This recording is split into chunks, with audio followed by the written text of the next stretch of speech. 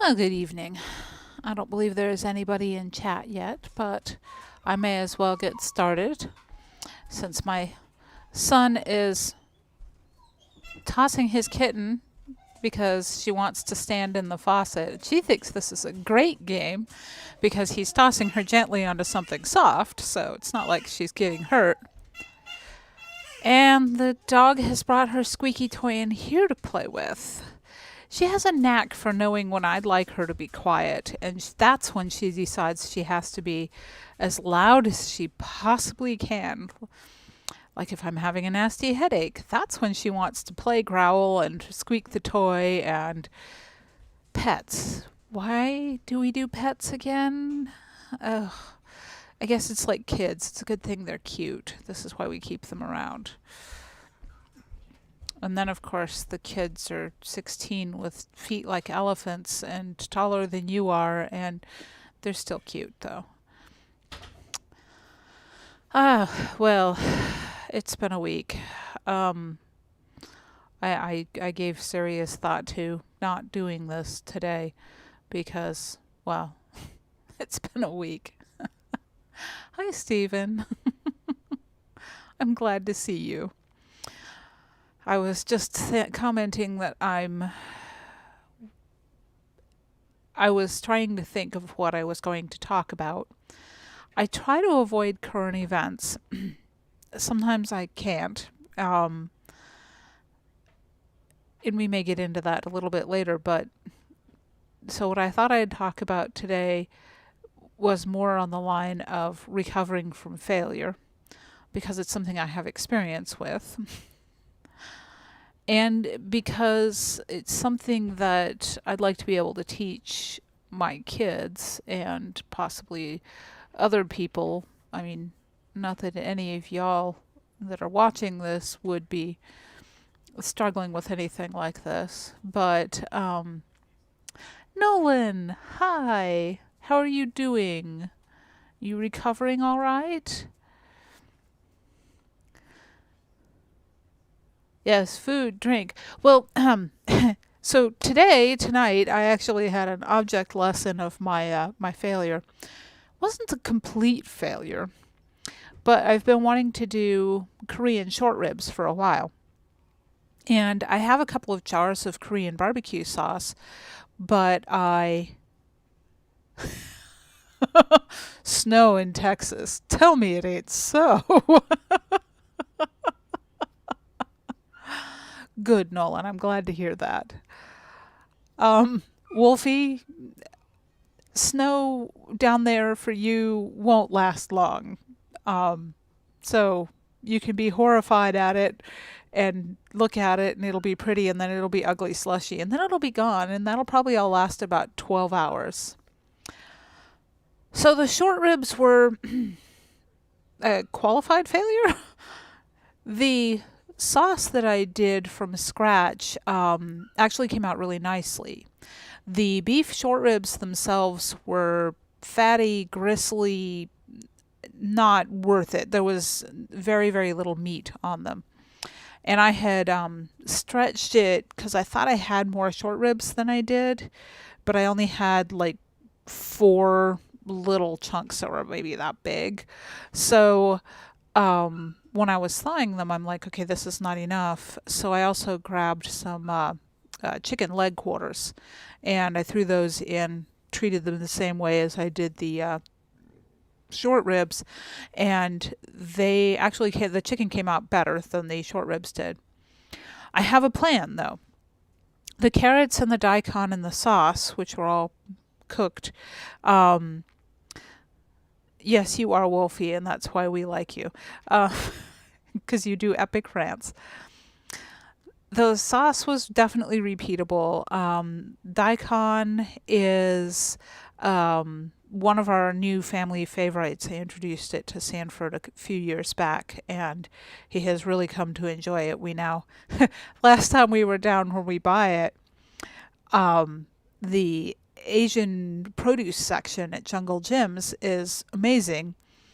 And so I'm like, we should get a thing of daikon. And he's like, thing of daikon.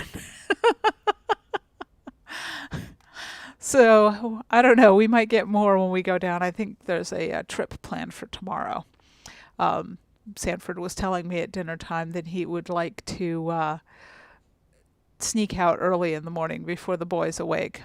I don't know that that's going to happen, but we have discovered that if we want to get down there on a weekend and not have it be incredibly busy, you too, Nolan, we have to head out early. So more daikon tomorrow. But what I'm going to try for the Korean short ribs next time is the country style ribs. I did oven baked ribs, just kind of classic American style ribs, with those the other day. And they're fairly inexpensive, and I think are going to be a better result for the Korean short ribs, because I did this in the Instant Pot. I did all this after I got home from work today. So, as I said, it was kind of a failure. But that brings me to my what I did intend to talk about, which was recovering from failure. I've failed more times in my life than I can count at whatever, various things. Everything from writing to food to life. And something that I've been trying to get through to, and my girls are all at this point grown-ups more or less, and they come to me for advice and encouragement, but still with the boy I have a couple years left of mom says do this. And so I'm trying to teach him that when you fail, the best thing to do is just to get back up and do it again. So with the country style ribs, I'm going to take my failure tonight with the short ribs and go, okay, let's do it again with a variation and see how that comes out. And you do that enough times and you start succeeding. Something that if I'm troubleshooting in the lab, that I've found that is important is not to change too many of the variables at the same time. Because if you do that, then you don't know what you did that solved the problem. And there's cases where you can get away with changing one variable, trying it again, seeing what happens. Now that failed, go back, change another variable, try it again, see what happens. And then there's other times in life where you kind of don't have too many options for get to try it again. Trying to get the headset to fit properly if you are looking at me and not just listening to me. It's with my kids, I've noticed that they have a tendency to be either I can't make it perfect, so I'm not even going to try. Or I tried once and it wasn't perfect, so I'm not going to try again. And the result of that is that they fail and they're like, well, it was inevitable. I was always going to fail.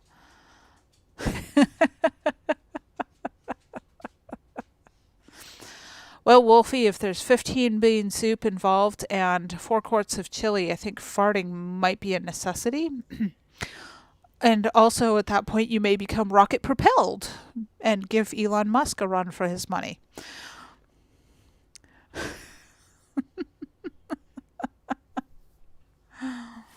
Although, I don't know, 15 bean soup doesn't sound bad. I wonder what the list of beans looks like. I mean, I can think of a bunch of different kinds of dry beans off the top of my head, but I'm not sure it's a number of the totals as high as 15.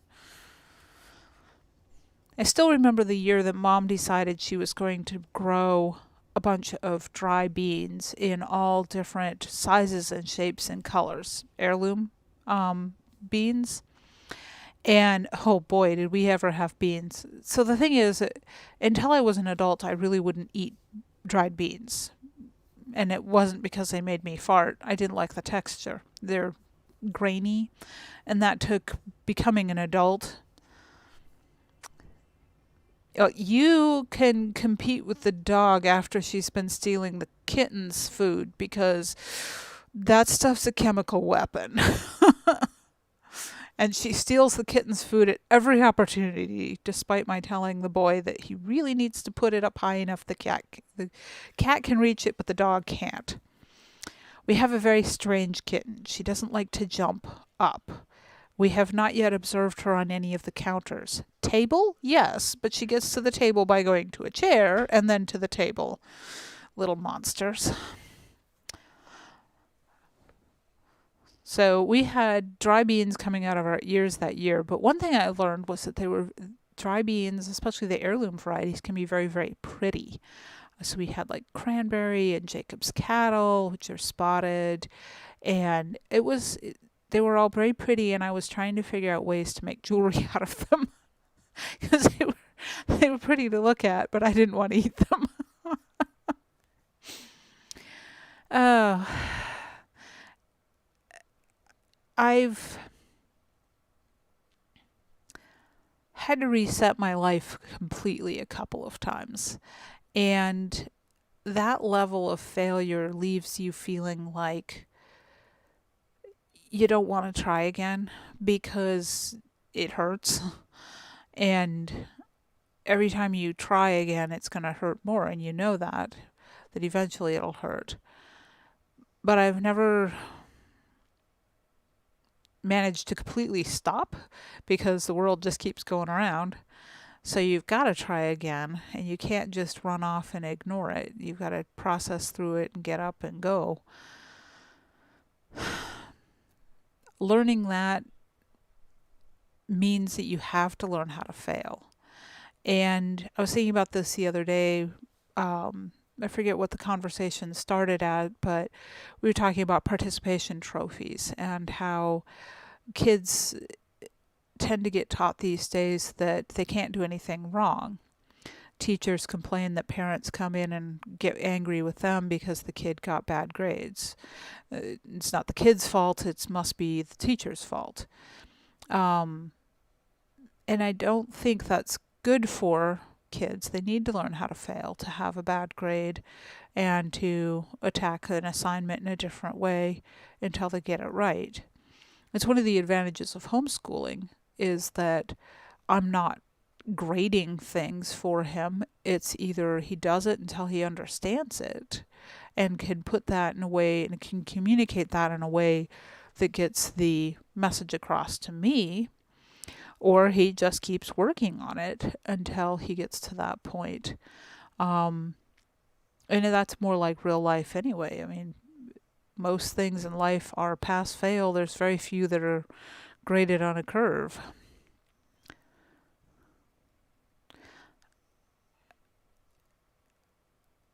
And which brings me to one of the other topics I wanted to touch on. So my friend and fellow writer Misha Burnett is working on an anthology, and he had floated the idea by myself and a few other people. And I really, really like the idea of the anthology because it fits in with some things I've tried to do with my writing already.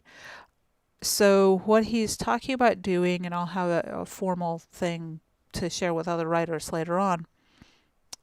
The list of beans. So Wolfie says northern, pinto, large lima, baby lima, yellow eye, garbanzo, green, split or green split, kidney, cranberry, small white, pink, red, yellow split. You know, I know you can do lima beans dry, but it hadn't really occurred to me. So white kidney and black bean. Okay, yeah. I've got Aztec black beans are one of my favorites. So I've definitely got those. The only beans that Sanford has said he will not eat are black-eyed peas. He doesn't like the texture. And I won't eat split peas because ew. But I like Aztec black beans a lot. And we do northerns and pintos, and we have some cannellini beans because Those are supposed to be what you make cassoulet with, and cassoulet is good. Takes a long time, but it's worth it.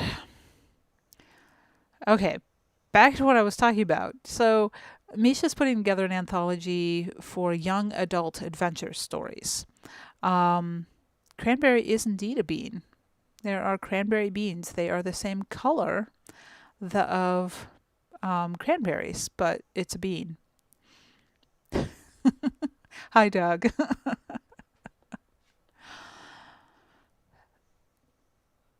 I keep losing my place, but that's fun.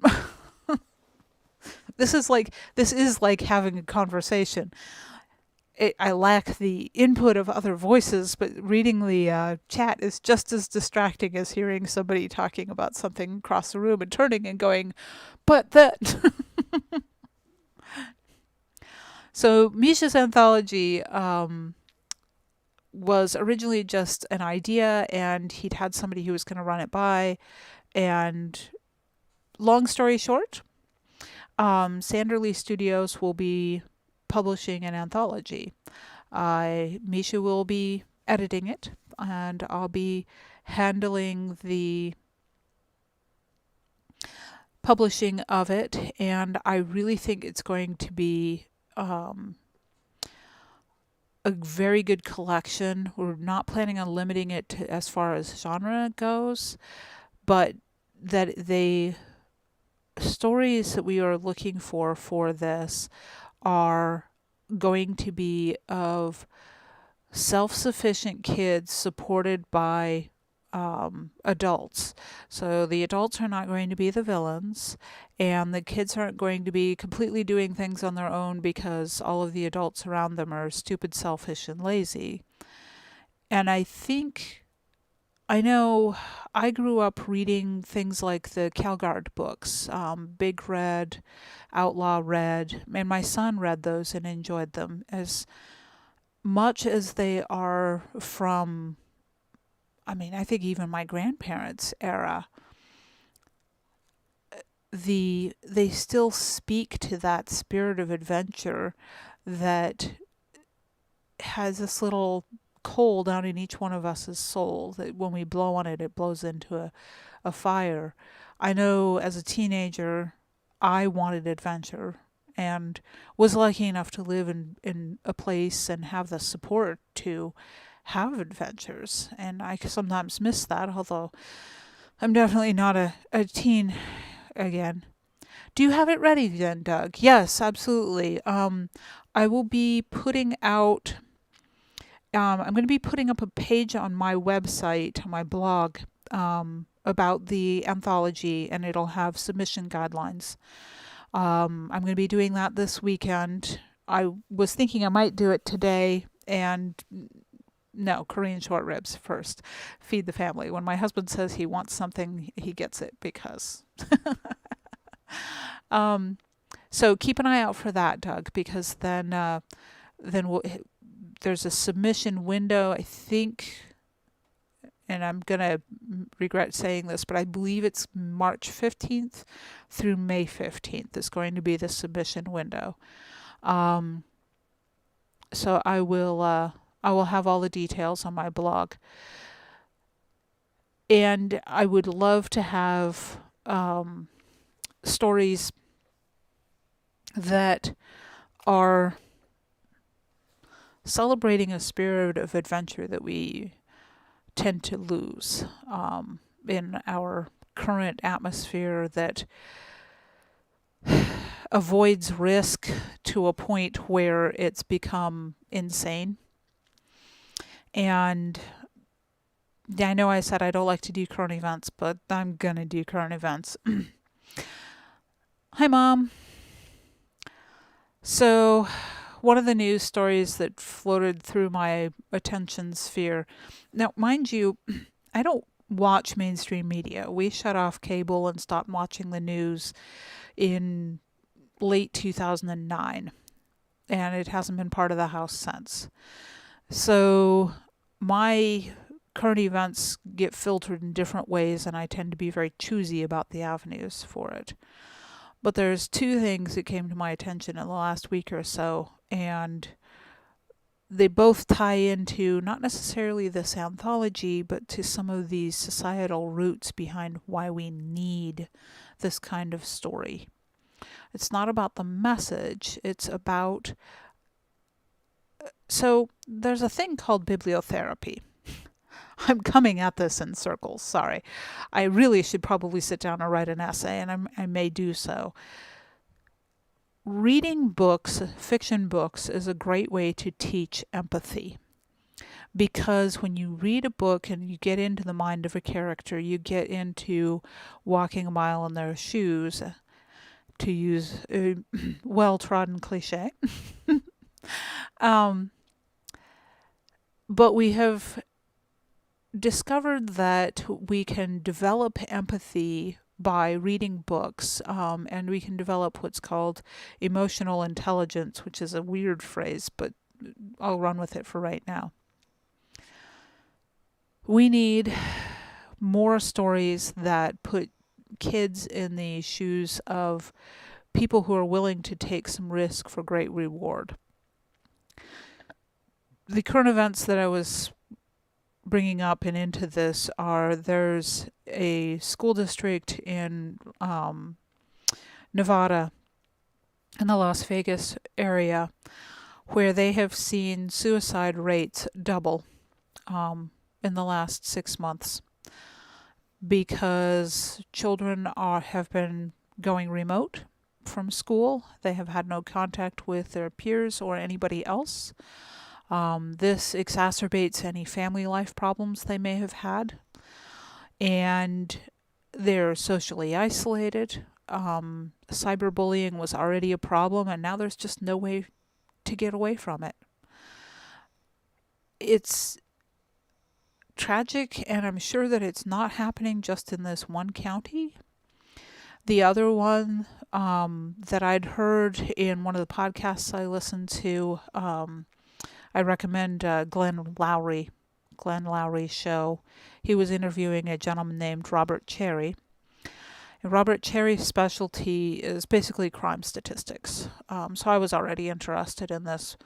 But he just totally flabbergasted me with this, talking about in the 50 largest cities in the country, there has been a 34% rise in homicides. So despite the mass media portrayal of crime rates, in particular homicides, as being astronomical in the U.S., it's actually not true. Since the mid-1990s, homicide rates have been plummeting. We had gotten down to, I think the comparable rate was back, you have to look at the graphs back to the 1960s to see how low we had fallen as of 2019. In 2020, that changed drastically and at a frightening rate.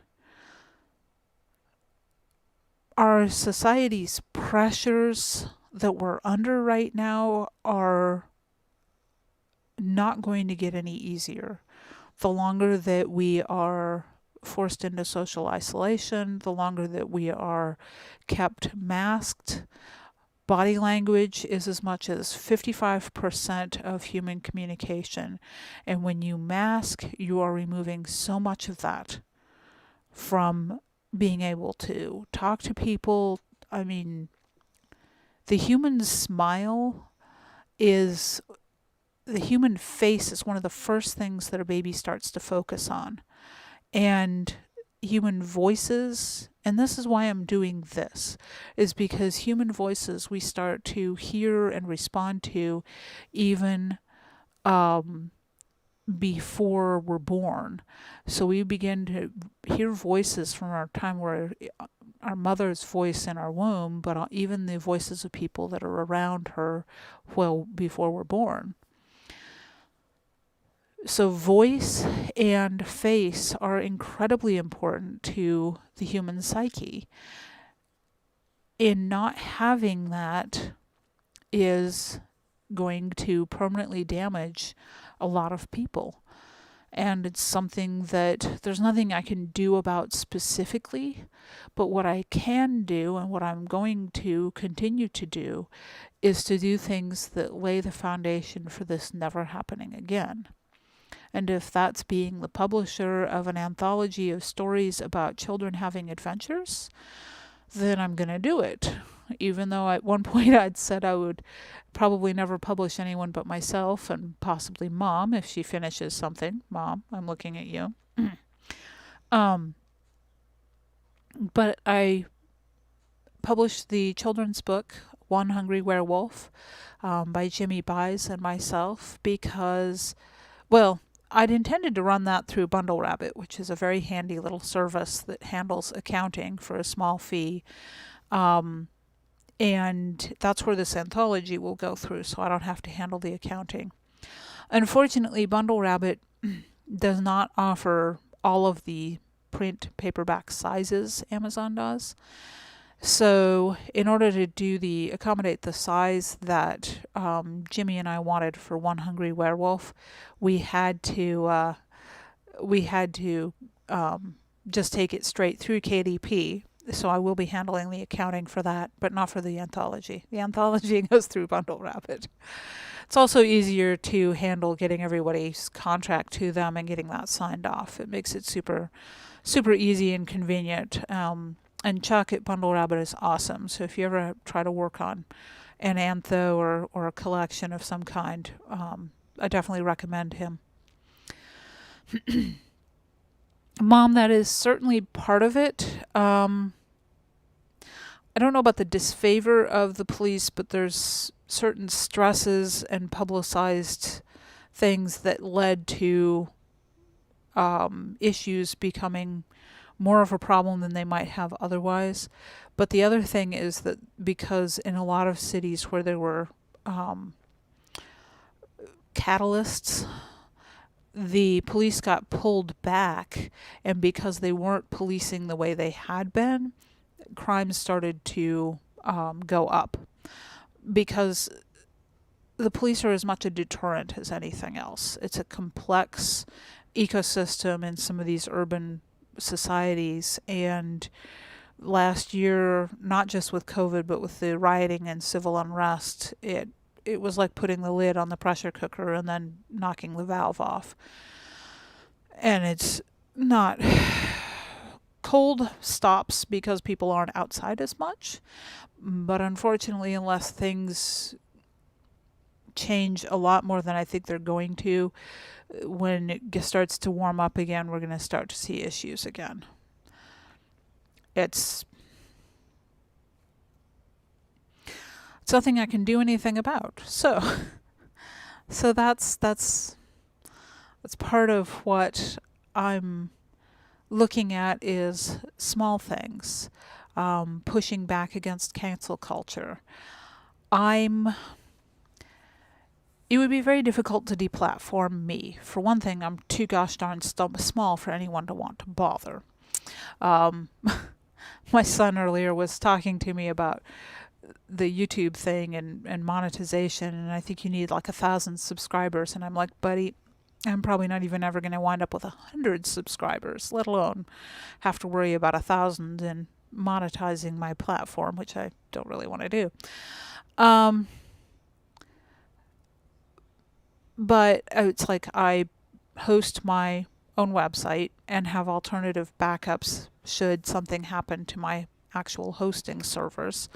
I'm actually very careful about how and what I say, because not that I don't want to speak, but if you come at someone as an antagonist, they're not going to listen to you. So I was looking at this earlier today as I was trying to explain the situation with Gina Carano and why we canceled Disney Plus to my son. I wanted to find someone who wasn't me, and preferably a YouTube video, because he'll watch a YouTube video where he wouldn't necessarily read an article. But I did not want to find someone who was just being a shrill voice, mocking and deriding and going on about the wokies and cancel culture and leftists and lib progs or whatever the in things, because that's not a persuasive argument. It's not that I want to be gentle with the other side, it's that I want to not come at someone screaming and have them close their ears to me. There are people that are waiting and listening on the wings, and those are the people that are likely to listen to a rational, logical argument far more than they are if you are ranting and raving and name calling. Which is not to say that I don't often have the impulse to want to rant and rave and name call. I actually would like to get the boy reading Korea, Stephen. But the funny thing is, he was enjoying the beginning of Monster Hunter International, and mind you, it's been about 3 years since I tried him on it. But then there was a girl, and my son was like, "This is a romance. I want nothing to do with this. We're just not, nope." So I may have to try one of Larry's other books where there's no girls. I guess my son's opinion of the female of the race has not changed any.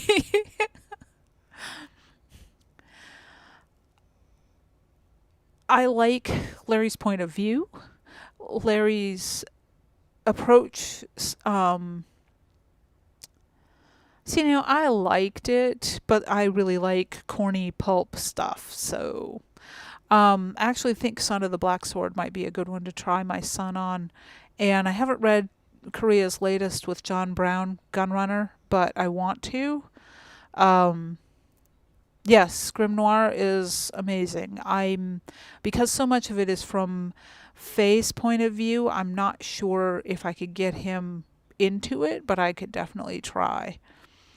The boy is much more likely to read nonfiction right now. He's not a big fiction consumer other than in his video games. So I can try again. And I will. He read some Dark Dawn, I think, by Julie Frost, and enjoyed it. So he has read some of this.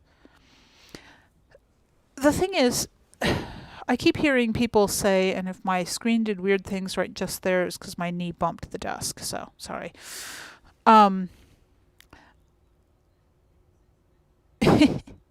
He's a boy. He's a boy that's totally totally uninterested in girls, and I'm okay with that right now. Although I have had conversations with him about why he's stated repeatedly that he doesn't ever want to have children. But that's a whole different conversation. Steve and I was too. I read early and voraciously, but then again, I also grew up completely without television, so that certainly influenced my approach.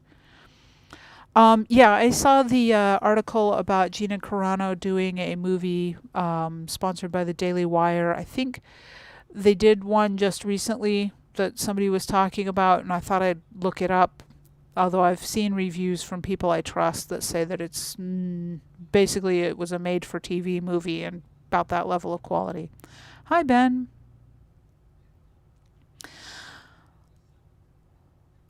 Yeah, Stephen, female characters don't necessarily bother him. He just doesn't like any kind of suggestion of romance. He really enjoyed my Vulcan's Kittens, and the main character in that is a girl. But there's absolutely no romance. And even he read God's Wolfling, and there's a suggestion of romance in that one. Certainly there's a boy and a girl that get to be good friends, which I think he's more comfortable with. And he has had friends at school that were female. This last weekend was kind of fun. He had a friend over, not a girl, but it was the first time in a year that he's been able to have a friend over. No, he should be. I don't know, Steve. Honestly, the child is. Yeah. Um. There are times. So he and his buddy this last weekend decided they were going to start a business because the last conversation y'all and I had involved talking about him fixing things up, and he got all fired up about that. So he's actually made a little bit of money, sort of, doing this, because I gave him a couple of things and told him that if he fixed them, then he could sell them. And he's also learned the hard way that what he thinks might sell isn't necessarily what's going to sell. So we're still waiting on a couple of things he bought at the flea market to sell. He and his buddy cleaned it up and photographed it. I don't know. It's kids trying to run a business. I will encourage the heck out of them, but I don't have high expectations of immediate success. But as a result of that, and him having schoolwork, he has not had time for reading this week. Because there was something else that he was supposed to read. Oh, that's the other thing, too, is with this anthology that Misha's working on, we've asked my son if he'd be willing to take a look at story submissions when we think we like them and may include them. We at least have one young adult reader, and we'll probably recruit a couple of others through various groups. I think I know a couple of homeschooling moms who'd be willing to lend us their children as guinea pigs.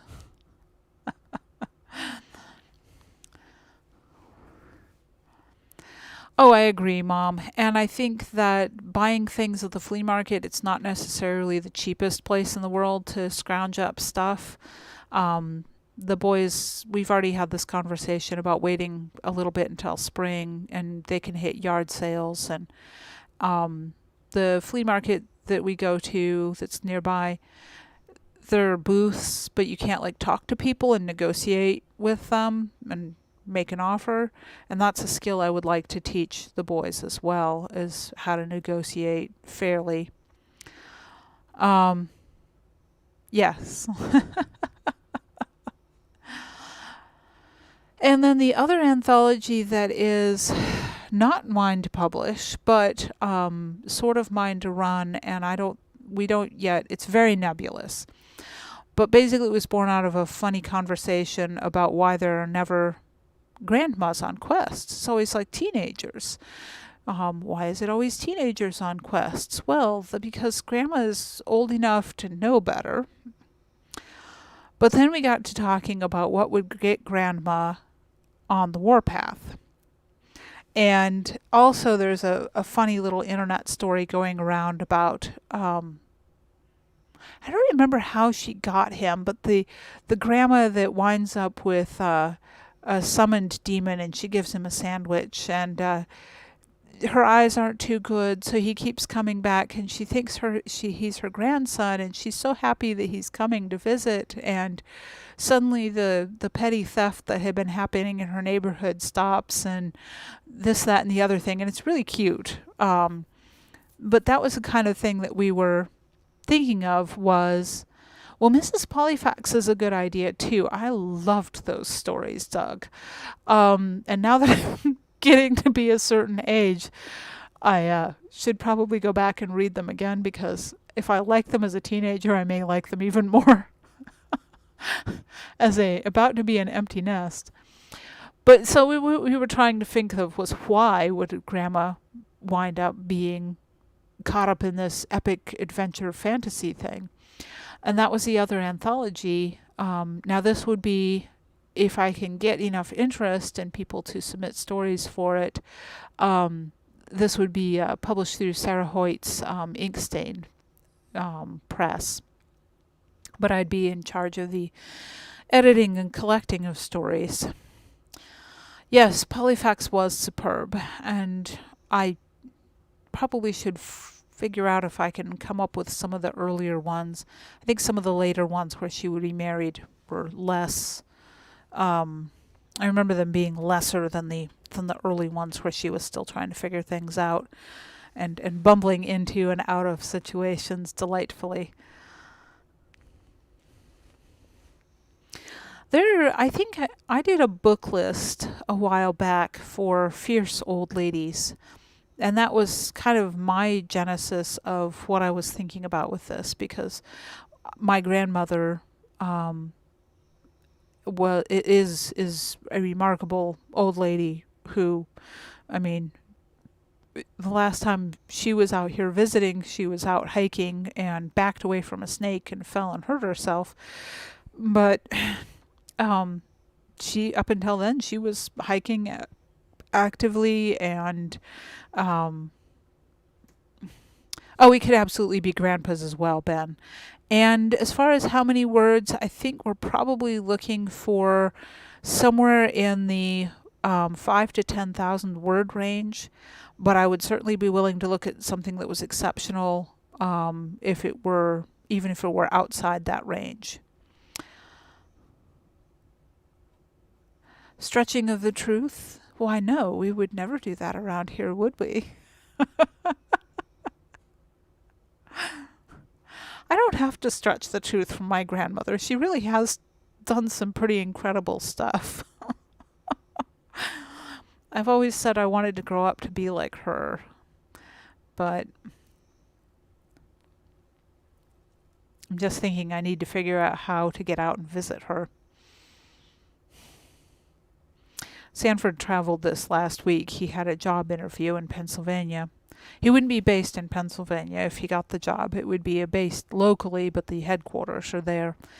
And he was telling me after he got back that the airports are not allowing anything but certain kinds of approved masks.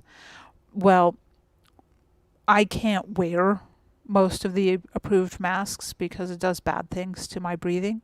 Grandma, I was just talking about you.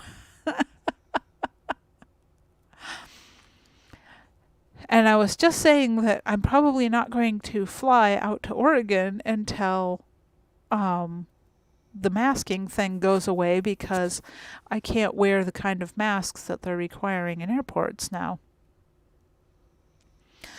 Well, I can't wear them for very long, and certainly not for several hours on a flight, but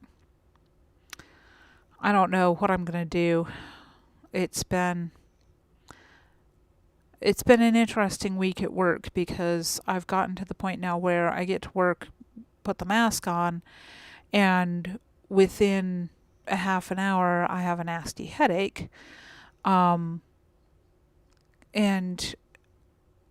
I'm wearing a neck gaiter, and it's just like a thin sheet of polyester. I've tried wearing the disposable masks. They're hard for me to breathe through. I actually have an N95 mask, a really nice mask, but it's one-way valves. It's a VOG mask, a volatile organic gases, and it's meant to protect me from dust while I'm cleaning, and also from chemicals while I'm cleaning. I bought it because if I dust my bookshelves, I will have a severe allergy attack. So I bought this mask before COVID was even a thing. But the way the valve works on it, it's not useful for masking for COVID. That, and it's got a charcoal filter in it that I don't know if I can get more of right now with the shortage on everything. So probably, Mom. And up until this week, I wasn't really noticing it consistently. This week, for some reason, it's been pounding me, and I had a nasty migraine yesterday. It tends to get better not too long after I leave work and I have the mask off, so it's definitely the mask. My boss has been trying to come up with accommodations, but not masking is not an option, but I digressed from the fabulous old grandmas, yes. I want to get some stories together for an anthology where grandmas or grandpas, people who are old enough to know better, wind up getting sucked into going on a quest. And I'm going to guess that a lot of these will probably wind up being inspired by protecting their family.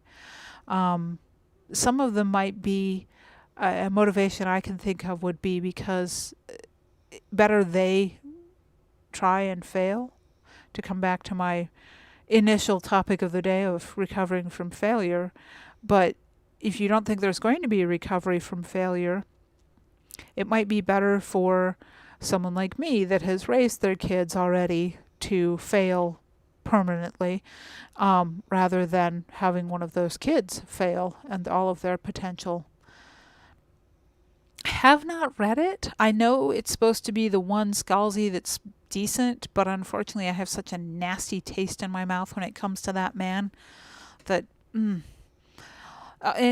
it's not alone. There are a number of science fiction novels, enough that my husband has been complaining about it becoming a tired trope at this point. But there are a number of science fiction novels right now that evolve on the premise of science fiction technology that rejuvenates old men into young men and enables them to go back to war or to go on to do other things that they might not have been able to do otherwise. I'm trying to remember, there's one fairly well-known space opera series or military science fiction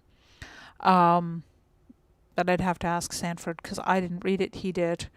And I think also Jerry Boyd's books, which Sanford does like, so that's a recommendation. I haven't been reading them, but Sanford's had a whole lot more reading time this last year than I have.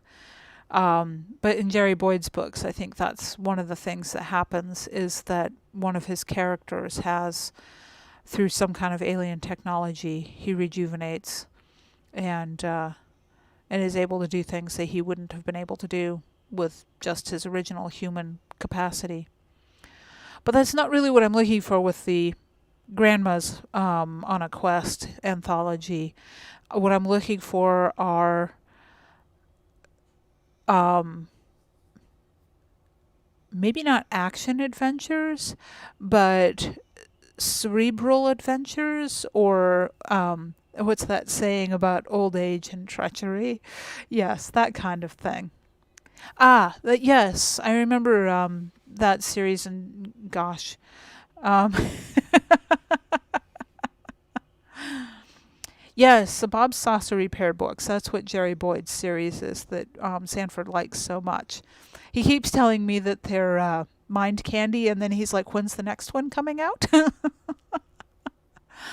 So, and Julian, I also think he's a wise and handsome man, and he's mine. I actually expected him to walk up behind me at some point. Yes, the Serrano series, Harris Serrano. That was a good series. I think I have part of it on the shelf over here behind me, to be honest. And I really should read Bob Saucer Repair books, but honestly, oh my gosh. I have a problem. I have been writing too many stories. And as a result, I don't even know how many projects in progress. And I need to stop, pick one and finish it, pick another and finish it, pick another and finish it. Mrs. Marple in Space. Oh, right, okay. I, maybe?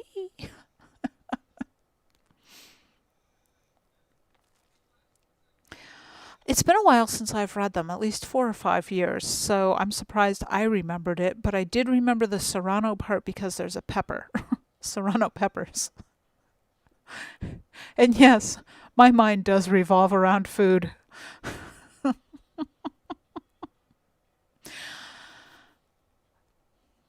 I need to go back on the low carb diet and lose about another 10 pounds or so. But Why is she embarrassed at the thought? She should totally write a story. I mean, I've got 2 anthologies I'm pitching on this. Either way. Yes, Mom, you do. Short stories. Short stories don't take long. You write fast. Short stories are a good way to start. I mean, I thought for years that I couldn't write a novel, that my natural writing length was a short story. And then once I started writing novels, everything wants to turn into one, even when I want it to be short. That's where the hat rack came from. Speaking of the perambulating hat rack, my current plan is to publish it in March. I'm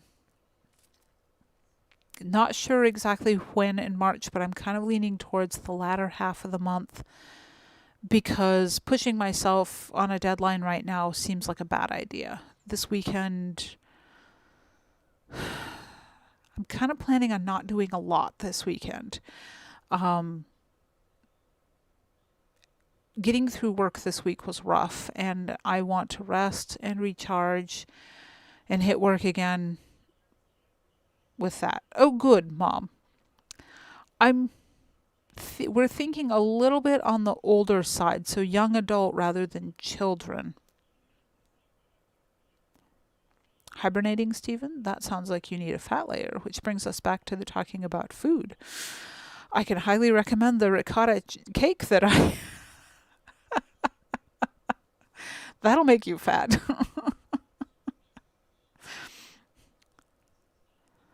Oof. Oh, it's supposed to get ugly here too, Monday into Tuesday. Actually, it's funny, my boss, before she left today, told us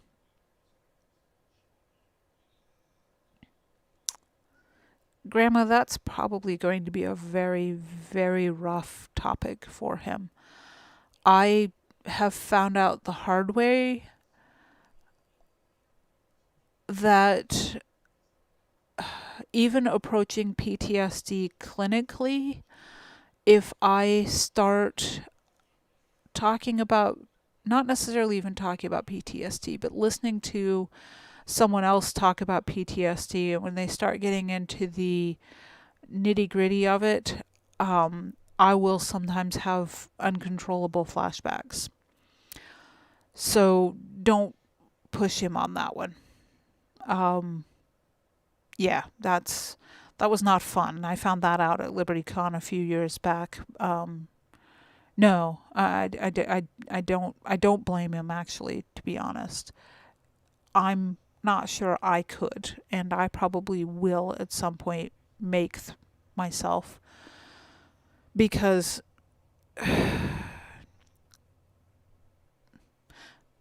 young adult mom is anything from teenager on up through college age. College age is what's called new adult. And honestly, I think they're silly categories. We see a lot of adults reading young adult books. No, I didn't think you would push, Grandma, but yeah. Actually, you writing about living with it might be helpful to other people that are trying to deal with spouses that have struggles with PTSD, that need some insight and guidance on how to cope, because it's got to be rough on them too. I know that it's something I was very upfront with Sanford about from the very beginning. That there are certain things that are landmines. But yeah, that got deep and heavy. Barbarian Mom book. Okay, so Julian is wanting me to do a coloring book on barbarian moms. Dragon moms, Viking moms, elven warrior ranger moms, and in both of my art groups, the one that's on MeWe and the one that's on Facebook. If you're not already in one of them, if you search for Cedar Lily, CEDARLILI, because it's a take on my first and middle name. If you search for Cedar Lily Art, you'll find my art group, or just ping me and I'll put a link to it somewhere. But there are prompt threads. And there are 2 prompt threads going on currently. One is for goat drawings, and that's my month of March. I'm going to do marching goats. And I've solicited prompts for drawing goats. And in the month of April, I will be drawing barbarian moms, because Julian urged me into that. Julian, I'm tempted to rope you in to make up mock recipes for the facing pages. So just you watch, mister. I'll put you to work. I am unlikely to get banned off Facebook for the reasons I was talking about earlier. So I have about 5 minutes, and I'll get into this a little bit, and I think I should probably talk about it more another time too. There's something I call sandwich ministry.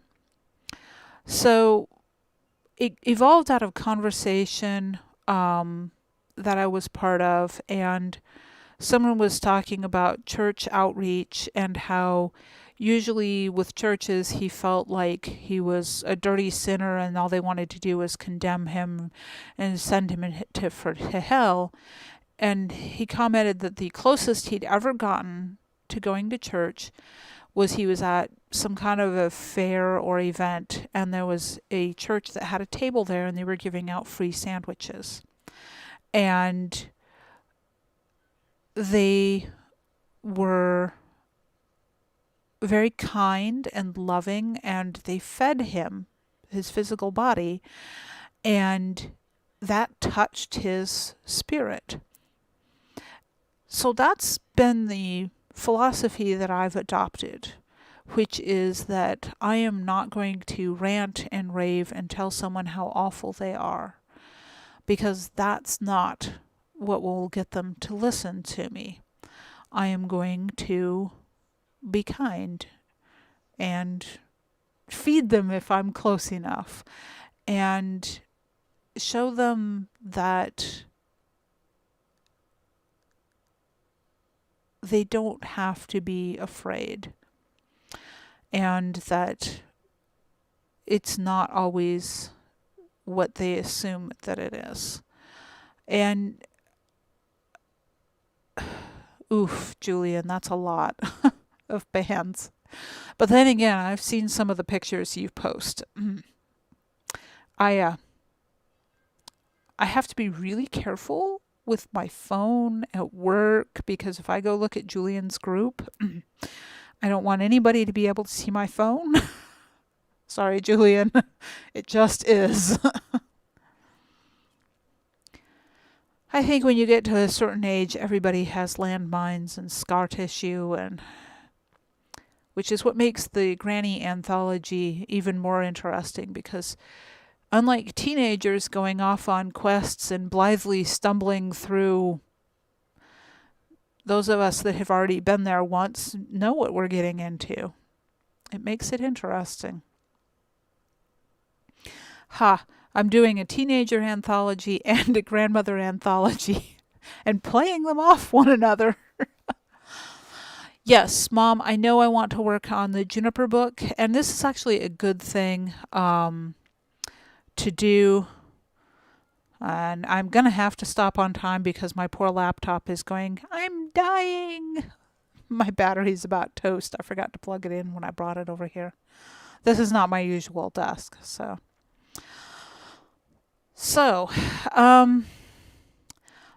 Ben, I don't know. Well, yeah, actually, I probably could talk to him about the grandma one, because that's Sarah's project as much as it is mine. I'm nobody. Really, I'm nobody. But I do like good stories, and that's why I've decided I'm going to start doing some of these anthologies, because it gives new writers a place to start, and it gives those of us that like to occasionally write short stuff someplace to put the short things, and it's a way to explore themes with a whole bunch of different voices. There he is, and he put a hat on. Yes, the ongoing art prompts on Facebook. Oh dear Lord, Julian, that thread is amazing. Well, I am going to have to wrap up here in a minute, and thank you all for coming and watching. And um, yes, do Stephen, and tell her I said please do write something. Oh, I would like to see it. I'm always happy to encourage people. That I think is what I was getting at before, is that I want to encourage, and that's why we're doing the anthologies. And right now I'm going to have to encourage my laptop not to die. All right, everyone. Have a good week. I will be back on Friday. Thank you. And stay warm out there. It's gotten chilly in February.